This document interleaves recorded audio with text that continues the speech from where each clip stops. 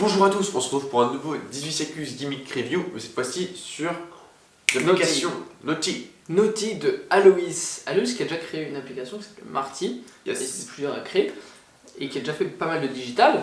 Et donc il a sorti Akuma également, Exact. un produit qui avait été coproduit par Calix. Donc l'effet, qu'est-ce que c'est? Tu donnes ton téléphone au spectateur ouvert sur tes notes, il en choisit une et toi tu peux deviner quelle note il a ouvert. Okay. Usually I use a dice, but I haven't a dice right now, so I use my notes. Okay. In each note I have a number. Okay. Take the phone and open a note. Have your number on the notes? Yes. Yeah. Do you want to change your mind? No. You come back to the main list. Yeah. Just tell me if the screen is locked. Okay. Think of your number. Oh, okay. I'm pretty sure it's the number 6. Yeah, very good. Au niveau de la personnalisation de l'application, c'est quand même assez poussé. Les notes peuvent être personnalisées du titre jusqu'à vraiment le cœur, le contenu de l'application, jusqu'à des images, et ça c'est intéressant parce que ça permet de la magie plus visuelle que du texte. Bah, justement, on en parlait dans la dernière review sur le DFB, ouais. Qui est juste Exactement. là. Il y a également un mode d'entraînement sur la façon dont nous sommes notifiés du choix de la note du spectateur, et justement on peut personnaliser aussi la façon dont on est notifié sur le choix du spectateur. Le choix.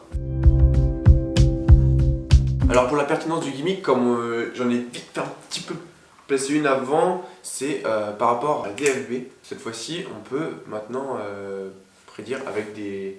Comme tu avais dit comme point négatif dans DFB que tu pouvais pas mettre de photos, maintenant tu prends Naughty et tu peux.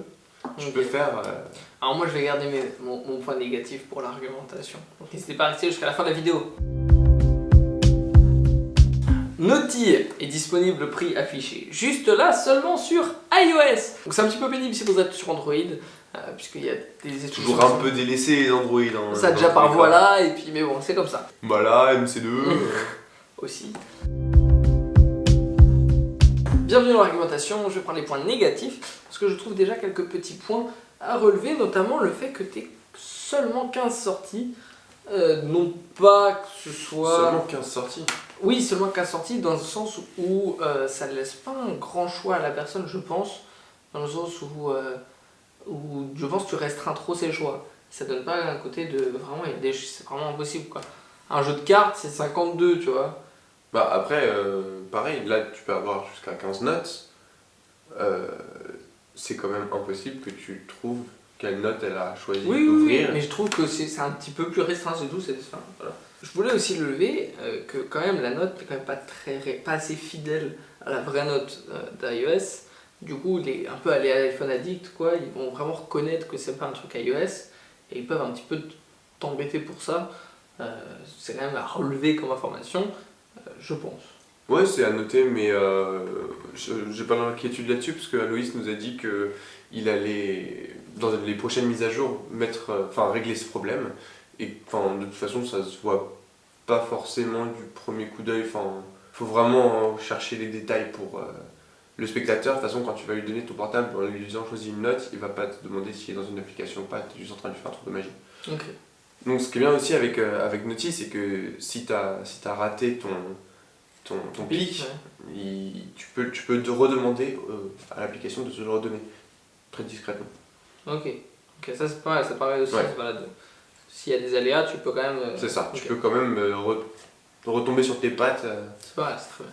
Non mais bon, je suis d'accord, voilà, c'était pour le processus de l'argumentation que j'essaie de trouver des points négatifs. Je trouve que c'est quand même un bon processus, c'est une bonne application. Je pense surtout pour un public de magiciens, qui va avoir justement trouvé la justification de faire ces 14 sorties et de les lier peut-être à un autre effet et tout ça. Je pense que c'est un excellent outil Ça peut être un outil, customisable. c'est ça, pour créer tes routines, pour C'est l'intégrer ça. à ta routine, pour créer justement tu fais des parenthèses d'oubli, tu fais des trucs. Tu peux développer après tes effets et tout ça. C'est ça. Je pense pour quelque chose d'un prix abordable et qui sur le numérique permet aussi au lieu d'avoir quelque chose de classique pour des mentalistes, avoir quelque chose un petit peu de digital et apporter un peu de fraîcheur à leur routine. C'est une application simple, efficace, avec des mises à jour, et on finit.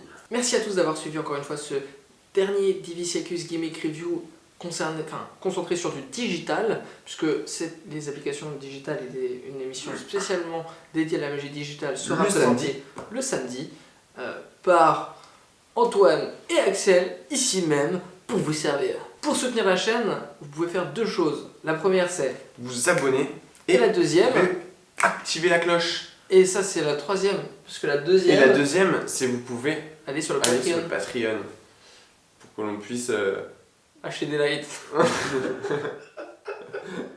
et un micro, un micro super bien.